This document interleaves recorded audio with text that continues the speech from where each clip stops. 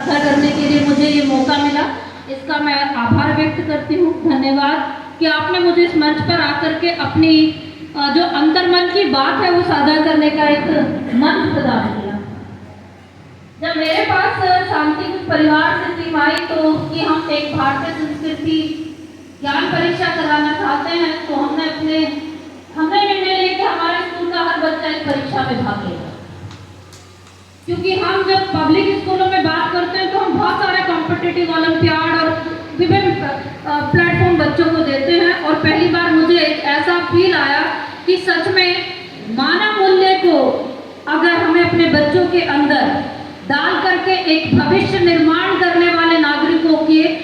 विचारधारा को पोषित करना है, तो कम से कम एक ऐसा अवसर मिला जिसको हमें जाने नहीं देना है। जब किताबें मेरे पास आई तो और पढ़ने के बाद, क्योंकि मैं इतिहास का विद्यार्थी हूँ और भारतीय संस्कृति से तो अंतर मन से प्रेम है, विद्यार्थी होने के नाते यही, क्योंकि वो किताबें पढ़ी भी हैं और अपने गौरव को महसूस किया है। तो जब हम बात कर रहे थे तो हमने कहा हम अपने बच्चों का, मैंने सेशन लिया अपने बच्चों का, हर क्लास में जा करके ये मैंडेटरी किया कि आप इस किताब को जरूर पढ़ेंगे, परीक्षा के लिए नहीं। ये परीक्षा के लिए नहीं दी जा रही है आपको किताब। परीक्षा तो ठीक है, क्योंकि परीक्षाओं में तो कई बार हम अपने उस तरह की परफॉर्मेंस नहीं कर पाते, लेकिन इसको पढ़ने का उद्देश्य है कि आप कुछ समझ सकें कि जिस गौरवमय इतिहास में, जिस संस्कृति में और जिस जन्मभूमि पर आपका जन्म हुआ है, उसकी जड़ें इतनी गहरी हैं कि सदियों से कितनी बार कितने लोग आए और चले गए, पर ये अपने आप को अटलता के साथ वही है। हर तत्व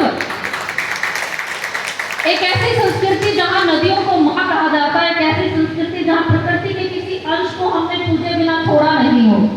हर प्राणी मात्र को हमने उस दृष्टि से देखा हो कि हम उसके अंदर सद्भाव को देखते हैं, हम उसके अंदर प्रेम को देखते हैं, एक सामंजस्य को देखते हैं। एक ऐसी संस्कृति जहाँ नारी को शक्ति,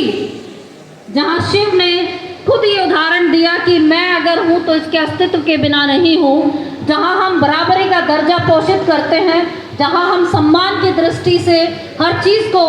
अपने गुण तत्वों में महसूस करते हैं। एक ऐसी संस्कृति को अगर हमने अपने बच्चों को जानने का अवसर नहीं दिया, क्योंकि आज ये सत्य है कि भौतिकता, पाश्चात्य संस्कृति और जिसको हम मॉडर्निज्म का नाम देते हैं, उसने हमारे गुणों को, जो मानव गुण थे, उनको सच में कहीं पर खोखला दिया। अब आता है कि मानव गुण क्या, तो व्यवहार ही तो है जो पशु और मनुष्य के बीच की उस बारीक सी लाइन को निर्धारित करता है। और मैं अभी बच्चों से बात करूंगी। आप सूत्रधार हैं, आपके ऊपर इस देश का हर एक महान जो आत्माएं हैं ना, वो आपकी तरफ टकटकी लगा के देख रही हैं, वो सच में देखना चाहती हैं। हम अध्यापक हैं, शिक्षक हैं। मैं आज एक बहुत अच्छे विषय से आत्ममंथन कर रही थी, सुनते हुए कि विद्या और शिक्षा का जो अंतर है। तो शिक्षा भी जरूरी है, क्योंकि वो जीवन को संचालित करने के लिए आपके लिए संसाधन जोड़ेगी, और विद्या भी जरूरी है क्योंकि वो आपको मानव बनाएगी। आप मशीन नहीं बनेंगे, आप यंत्र नहीं बनेंगे, आप एक मनुष्य बनेंगे अगर आपने विद्या ली है। और क्योंकि आपको तो समाज को, एक विश्वगुरु देश के पैदाइश हैं, आप पीढ़ी हैं, एक ऐसी नवीन पीढ़ी है जो शिक्षा में भी अग्रणीय हो और विद्या में भी अग्रणीय हो, क्योंकि हमें विश्व पटल पर शिक्षा से भी अपने आप को आगे लेके जाना है, और हमें अपनी संस्कृति और अपनी सभ्यता को संभालते हुए विद्या में भी अपने को अग्रणी करना है। ये बातें ना सिर्फ बातों में नहीं है। मैं अभी जब सुन रही थी तो आज क्योंकि इतने सुंदर शब्दों को सुनने का अवसर मिला, तो वो एक लाइन मुझे बहुत अच्छी लगी कि जब हम अपने इतिहास को देखते हैं तो सच में हमें जानकारी है कि नहीं।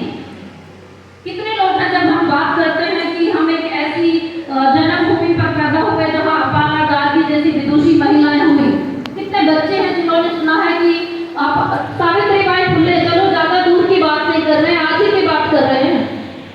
अगर महिला शिक्षा की बात करें तो ऐसी विदुषी महिला जिन्होंने उस टाइम पर के एक मार्गदर्शन दिया समाज को। अगर मैं गायत्री परिवार की बात करूं तो हम एक लाइन सुनते थे, मैं भी जब आप जहाँ बैठे हैं मैं वहीं से जुड़ी थी इस परिवार से। और मैं भी अपने अध्यापक साहब से बात कर रही थी कि जब मैं क्लास 9th में थी तो हमारे यहाँ एक किताब आती थी जिसमें गायत्री मंत्र को लिखा जाता था एक पेज के ऊपर, और महीने में वो किताब भर करके सबमिट करनी होती थी प्रिंसिपल ऑफिस में। मंत्र लेखन वो मैंने की है प्रक्रिया, और उस मंत्र लेखन प्रक्रिया का मैं अपना आउटपुट बता सकती हूँ। मुझे लगता था कि इससे मेरी कंसंट्रेशन इंप्रूव हो रही है, मेरा ध्यान जो है एक जगह पर लगाना और उसको संयमित तरीके से लिखने से मेरा स्किल इंप्रूव हो रहा है, जिसको मैं अपनी शिक्षा में उसका बेनिफिट ले रही हूँ। आज जब हम शिक्षा के मंच को एक लीडर की तरह से प्रिंसिपल की भांति हम नेतृत्व करते हैं, तो सच में ये बहुत ज़रूरी है कि हम अपने बच्चों से उस विषय पे बात करें जो उनको सच में विश्व का गुरु बनने में एक अपनी अग्रणीय भूमिका निभाने में मदद करेगा। आज हम बात करते हैं दोनों तरह की शिक्षा की, मैं बच्चों से बात कर रही हूँ। हाईटेक इनोवेटिव एजुकेशन बहुत ज़रूरी है, क्योंकि वो तो आपको लीडर बनाएगा ना दुनिया का, पर अपने गुण के अंदर भी हाईटेक एनर्जी, वो संयम, वो कर्तव्य जो हमारे हैं, आज की पीढ़ी थोड़ी सी उससे भटक रही है, और उनकी गलती भी नहीं है, क्योंकि वो परिवेश का बदलाव वो देख रहे हैं। हम पले हैं अपने दादाओं की गोद में, हम पले हैं अपने पूरे परिवार की गोद में, और शायद आज के इस बदलाव की परिस्थितियों में जहाँ माँ बाप अपने जीवन को अपनी जीविका में व्यस्त हैं और इन बच्चों को वो माहौल, वो एक विरासत परिवार की कहीं ना कहीं छूट रही है, और फिर हम इनसे एक्सपेक्टेशन वही करते हैं कि बच्चे कब अपने कर्तव्य को समझेंगे। तो कर्तव्य समझाने के लिए वो परिवेश जरूरी है, और अपना एग्जाम्पल दे करके कि अगर हमने अपने सामने अपने बच्चों को उन गुणों को प्रदर्शित करके अपने चरित्र से चरितार्थ किया है, तो हम उनसे एक्सपेक्टेशन करेंगे कि वो भी उन गुणों को आत्मसात करके वापस हमें समाज में देंगे। तो ये बहुत ज़रूरी चीज़ें हैं, और मेरा अनुभव एक स्कूल प्रिंसिपल की तरह से ये रहा कि हमने इस परीक्षा के लिए हर क्लास में जा कर के, परीक्षा के लिए नहीं, मैं फिर से बोल रही हूँ कि हर क्लास में जाके हर बच्चे से जो बात की गई थी वो इस परीक्षा में प्रथम आने के लिए थी ही नहीं, क्योंकि कहीं ना कहीं ये परीक्षा का जो मंच है ये उससे कहीं ऊपर था। मुझे लगा कि ये तो संस्कृति को पढ़ने और समझने का एक मौका मिल गया, और बच्चों को मैं एक लाइन बोली थी कि अगर ये किताब तुम्हारे घर में भी है ना, तो समझ लीजिए कि आपने एक छोटी सी किताब के अंदर अपनी विरासत को संजो के रखा है।